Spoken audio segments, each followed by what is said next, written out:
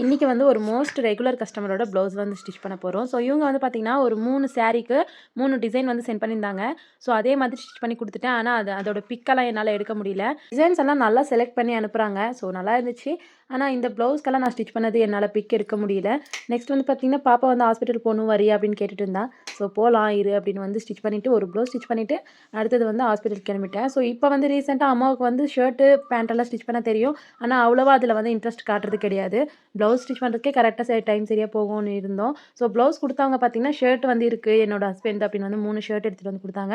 So அதை வந்து பார்த்தீங்கன்னா அம்மா ஸ்டிச் பண்ணிட்டு இருந்தாங்க. நானும் பாப்பாவும் ஹாஸ்பிட்டலுக்கு வந்து கிளம்பிட்டோம். இத்தனை பேர் வீட்டில் வந்து பார்த்தீங்கன்னா அக்காவை வந்து தங்கச்சி நல்லபடியாக பார்த்துட்ருக்காங்க.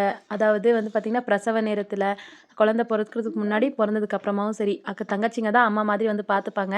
ஆனால் நிறைய பேர் வீட்டில் வந்து பார்த்திங்கன்னா தங்கச்சியை அக்காங்க வந்து பார்க்க முடியாது. அதை பார்க்க முடியாத சுச்சுவேஷனாக நிறைய பேருக்கு இருக்கும். ஆனால் எங்களுக்கு அப்படியெல்லாம் கிடையாது. குழந்தை பிறந்ததுக்கு அப்புறமா நாங்கள் வந்து நல்லா பார்த்துக்குவோம் அப்படின்னு நம்பிக்கை இருக்குது.